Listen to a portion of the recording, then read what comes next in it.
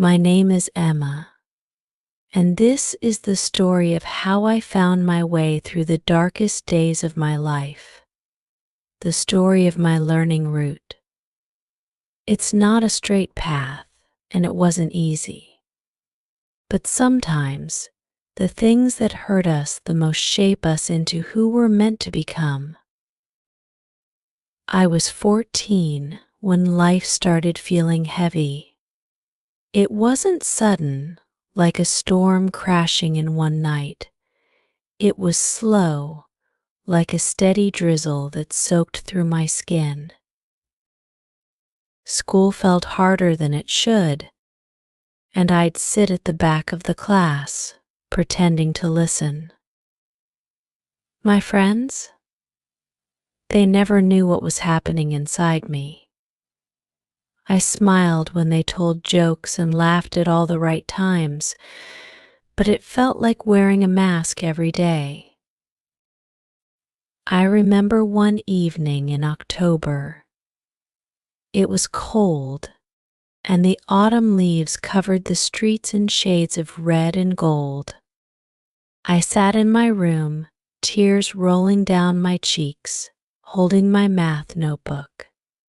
The numbers blurred, and my heart ached.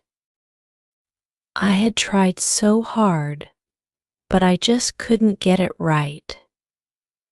That was the first time I cried so hard that my chest felt like it would burst. Why can't I be like everyone else? I whispered to myself. My mom knocked on the door, and I quickly wiped my tears. I'm fine, Mom, I lied, forcing a smile. But inside, I was sinking. Days turned into weeks, and my grades began to slip. Teachers said I wasn't focusing enough. They gave me advice, but none of it helped. I didn't want to tell anyone how lost I felt. Talking about it made me feel weak, and I thought people wouldn't understand. One night, I lay awake staring at the ceiling. My heart was heavy with loneliness. I kept wondering if things would ever get better. The thought of quitting crossed my mind more than once. But then, I remembered something Dad once told me when I fell off my bike as a kid. Emma, when you fall, it's okay to cry. But you have to get back up. That's what makes you stronger. His words echoed in my mind, and I cried myself to sleep that night, holding on to the smallest bit of hope. The next morning, I decided to try again. Not for anyone else, but for me. I knew it wouldn't be easy. I knew I'd fail again. But I wanted to keep going. So I made a list of small things I could do each day. One step at a time, I told myself. That's how you grow. The first step was admitting that I needed help. It wasn't easy, but I finally told my best friend, Lucas. I don't know what's wrong, I said, tears in my eyes. But I feel like I'm drowning. He didn't say much, just sat with me in silence and squeezed my hand. And that was enough. The next step was asking for support at school. I went to my teacher, Ms. Collins. I stood there, nervous, twisting my fingers, and said, I'm struggling with math. Can you help me? She didn't judge me. Instead, she smiled warmly and said, Of course, Emma. We'll figure this out together. Slowly, things began to change. It wasn't perfect, There were still nights when I cried until my pillow was soaked. But there were also moments when I felt proud, like the first time I solved a math problem on my own, or when Lucas told me how brave I was for opening up. I learned to be kind to myself, even when things felt impossible. It's okay to struggle, I whispered to myself during hard days. Learning isn't just about grades, it's about growing, even when it's tough. Somewhere along the way, I found a love for reading. Books became my escape, and each story I read made me feel less alone. I found myself connecting with characters who struggled just like me, and their stories gave me hope. There were setbacks, too. Times when I felt like I was back at square one. But each time I reminded myself, it's okay to cry. Just don't give up. I kept moving forward, one small step at a time. Eventually, I realized that my learning route wasn't just about school or grades. It was about discovering who I was, about learning to love myself, even when I felt broken. It was about finding strength in my tears and hope in my darkest moments. Now, looking back, I can say that every struggle, every tear, every hard lesson was worth it. I became stronger, not despite my pain, but because of it. And I learned that it's okay to fall, as long as you get back up. To anyone reading this, I want you to know something important. It's okay to struggle. It's okay to cry. But don't ever give up on yourself. You are stronger than you think, and brighter days are always ahead, even when you can't see them right now. Keep going, step by step. That's how you grow. That's how you find your learning route. Some days still feel heavy, and that's okay. Healing doesn't mean you never feel sad again. It means you learn how to carry the sadness without it crushing you. There are mornings when I wake up feeling like the weight of the world is on my chest. But now, I know how to breathe through it. I know it's just a bad day, not a bad life. Lucas stayed by my side through it all. You don't have to fix everything in one day, he'd remind me whenever I felt overwhelmed. He taught me how to appreciate small victories, like getting out of bed on tough days or finishing a single homework problem. Every little step counts, he'd say with that goofy grin that always made me laugh, even when I didn't want to. There were also people I had to let go. Some friends didn't understand what I was going through. They thought I was just being dramatic, or that I needed to snap out of it. At first, it hurt to lose them. But I learned that not everyone is meant to stay in your life forever, and that's okay too. During one of the lowest points, I found comfort in journaling. I'd write everything down: the pain, the fears, the moments of joy, no matter how small. My journal became my safe space, a place where I could be honest without fear of judgment. Dear diary, I'd write, today was hard. I felt like crying all day, but I didn't give up. I'm proud of myself. And slowly, those little notes of pride grew. They became reminders that I could survive even the toughest days. It was like planting seeds in my mind, seeds of hope that would sprout on brighter days. MS. Collins also played a huge role in my journey. She wasn't just a teacher, she became a mentor. "Emma, you're more than just your grades," she told me once after I failed a quiz. "You're kind, creative, and resilient, and that matters far more than any test score." Those words stayed with me. It felt like she saw a part of me that I hadn't been able to see myself. One day after class, MS. Collins asked me to help tutor a younger student named Daniel, who was struggling with math, just like I had been. I hesitated at first. "I'm not smart enough to teach someone else," I told her.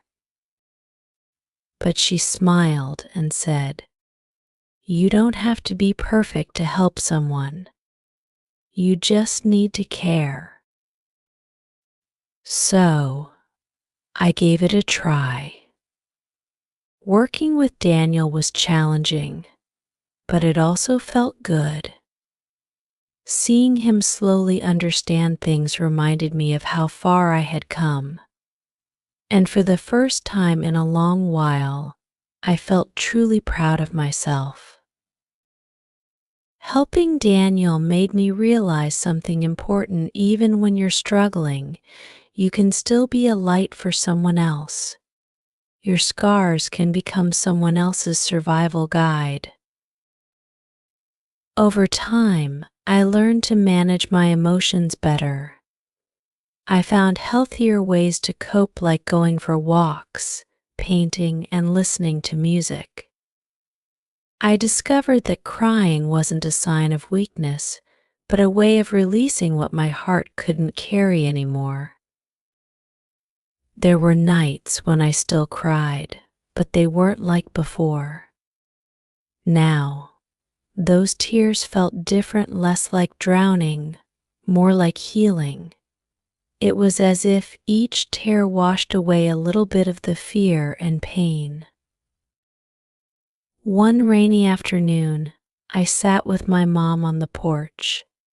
We didn't say much, just watched the raindrops race down the glass. And then, out of nowhere, I told her everything: how lost I had felt, how hard it had been to keep going. Tears welled up in her eyes as she held me close. "I'm so proud of you, Emma," she whispered. "You've grown so much, and I love you more than words can say." In that moment, I realized that love, real, unconditional love, is the strongest thing in the world.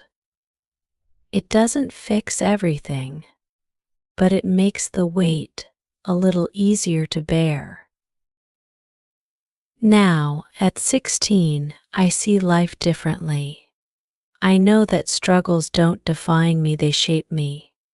I've learned that it's okay to ask for help, and that it's okay not to have everything figured out.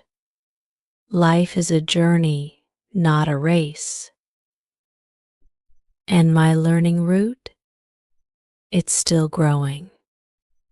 Every new challenge, every setback, and every triumph adds another branch to it.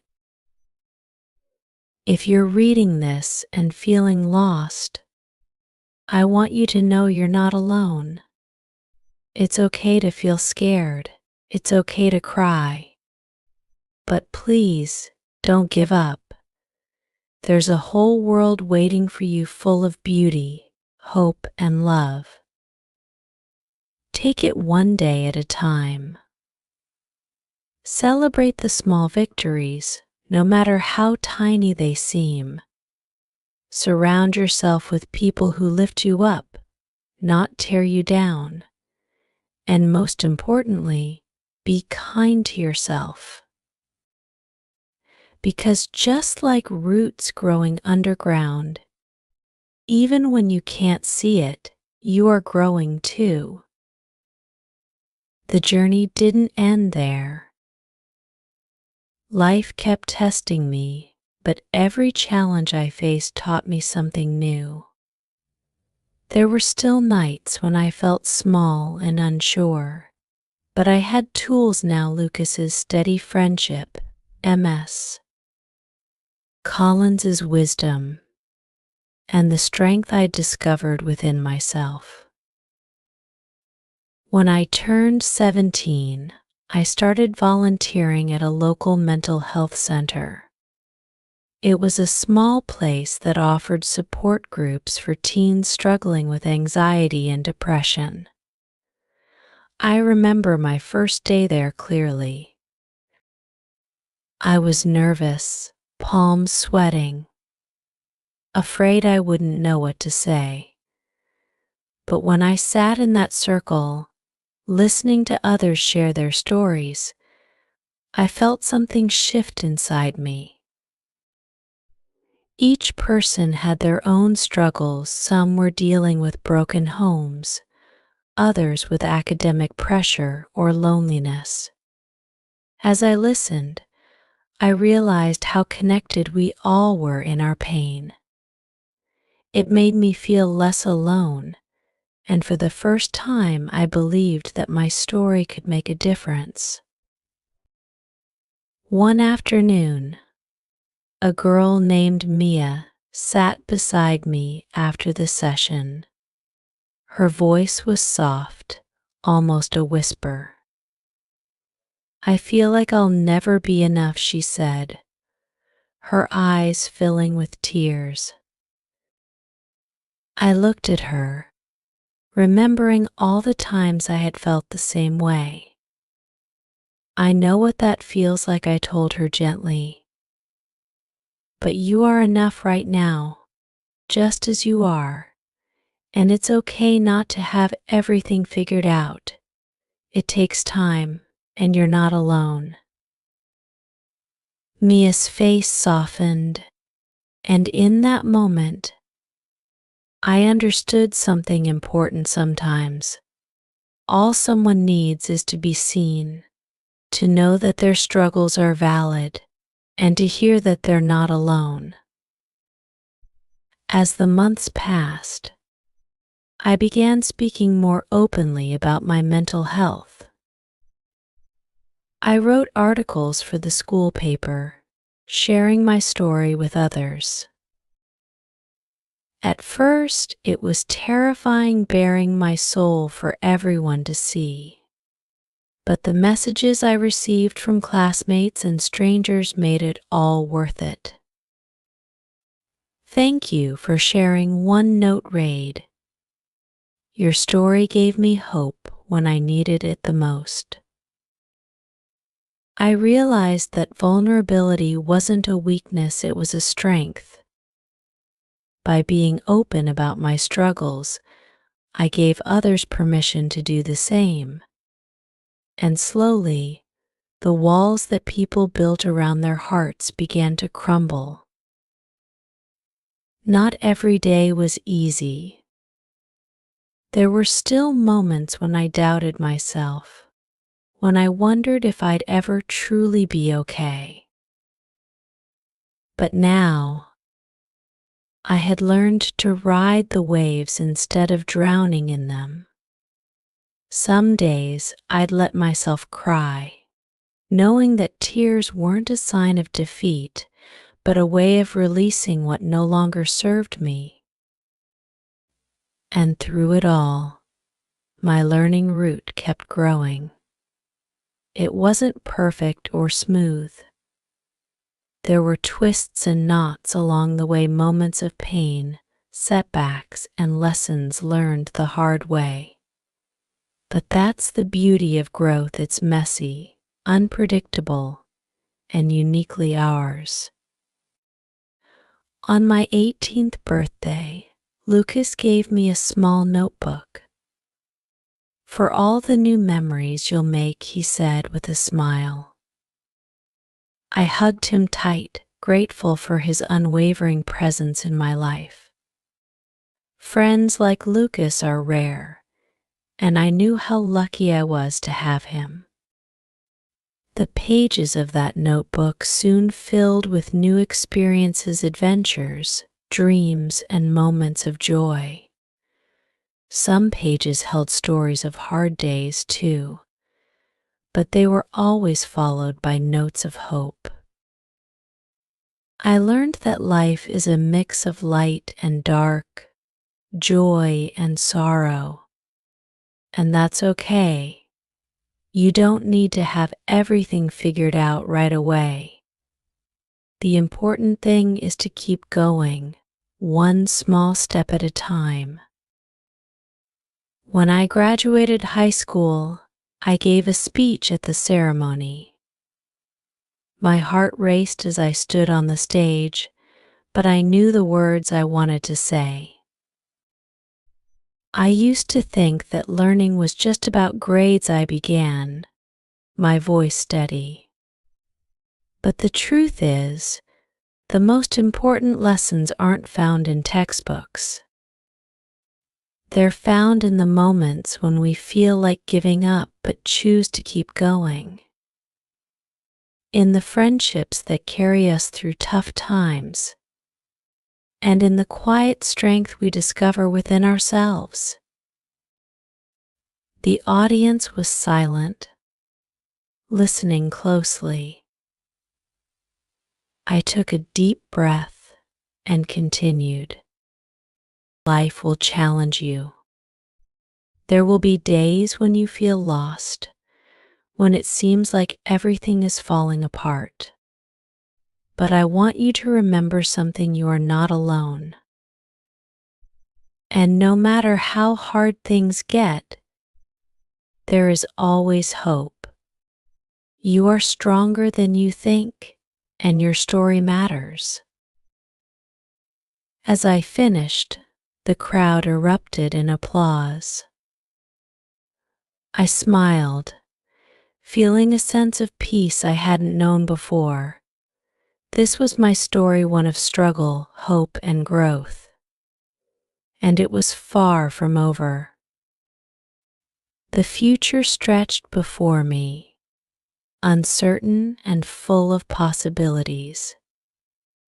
But I wasn't afraid.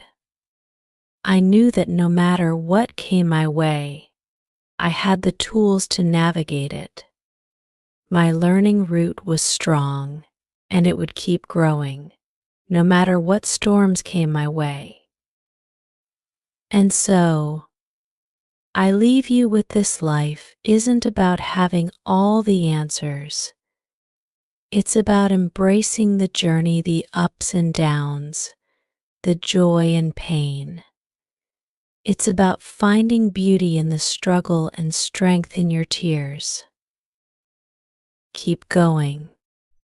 Keep growing.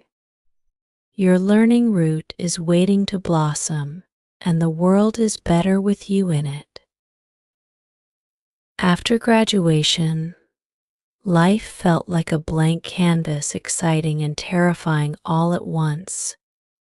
College was just around the corner, and while most people were thrilled, I felt a familiar knot tighten in my chest. Would I be able to handle it? Would the old struggles come back to haunt me? I spent that summer trying to prepare, but not just by shopping for dorm supplies or registering for classes. I prepared my mind. I promised myself that if things got hard again, I'd ask for help sooner. No more pretending I was fine when I wasn't. No more suffering in silence. Before I knew it, move-in day arrived. My parents helped carry my boxes to the tiny dorm room, and Lucas sent me a silly text: don't forget, if the people in your dorm are weird, just call me. I'll come rescue you. I laughed out loud, feeling a little braver because I knew he was only a phone call away. That first week at college was overwhelming. New faces, new classes, new everything. It felt like being tossed into deep water without knowing how to swim. But this time, I didn't drown. I reached out. I signed up for a peer support group on campus, and on the first day, I sat nervously in a circle of strangers. Everyone looked as lost and scared as I felt, and it made me realize that I wasn't the only one struggling with the transition. When it was my turn to share, I took a deep breath. "Hi, I'm Emma," I said. "And well, I'm scared. But I'm also really trying to believe that it's okay not to have everything figured out." Heads nodded around the circle, and I felt a sense of belonging I hadn't expected. It was strange how comforting it was to be surrounded by people who didn't judge me, who knew exactly what it felt like to be unsure. The next few weeks were full of ups and downs. There were moments when I felt like I belonged, like when I made a new friend, Sarah, during a late-night study session. She had the warmest smile and confessed she had cried in the bathroom on her first day. "Same," I admitted with a laugh, and just like that, a new friendship began. But there were also nights when everything felt too much. I'd sit on my bed, staring out the window, wondering if I was cut out for this new life. I missed home. I missed the comfort of familiar routines. One of those nights, I called Lucas. The moment I heard his voice, I broke down. "I don't know if I can do this, Lucas," I whispered, tears streaming down my face. He was quiet for a moment, then said softly, "Emma, you don't have to be perfect. Just keep going, even when it feels hard. One step at a time, remember." And so I kept going. Some days were still hard, but I learned to celebrate the small victories. Getting out of bed on tough mornings, passing a quiz I thought I'd fail, or even just finding time to take care of myself, it all mattered. As the semesters passed, I discovered new passions. I took a psychology class that opened my eyes to the importance of mental health, and suddenly everything clicked. I wanted to help people the way MS, Collins, Lucas, and the support group had helped me. By my second year, I became a peer mentor, guiding freshmen who felt as lost as I once had. I saw myself in their worried faces, and I told them what I wished someone had told me earlier: "You're not alone. You're allowed to struggle, but you are strong enough to get through it." One night, after helping a student who had been on the verge of giving up, I walked back to my dorm feeling lighter than I had in years. I wasn't just surviving anymore, I was thriving. My learning root had grown deep and strong, and it was blooming in ways I hadn't imagined. Lucas and I stayed close, though life pulled us in different directions. He started working part-time at a music store, chasing his dream of becoming a songwriter. One day, I'll write a song about you, he joked during one of our late night calls. Just make sure it's a happy one, I teased back. And life, though still messy and unpredictable, felt good. I learned that healing isn't a straight line. There will always be setbacks, but they don't erase the progress you've made. I still cry sometimes on stressful nights, during hard exams, or when the weight of life feels a little too heavy. But now, I know those tears are part of the journey, not the end of it. Looking back, I'm grateful for every struggle, every tear, every difficult lesson. They shaped me into someone I'm proud to be, someone who knows that real strength isn't about never falling, it's about always getting back up. And so, the story of my learning route continues. It will keep growing, twisting and turning through the joys and pains of life. If you ever feel like you're falling, remember this: it's okay to cry. It's okay to struggle. But never forget that you are growing, even when you can't see it. One step, one day, one moment at a time, you'll find your way. And when you do, you'll see just how strong you've become.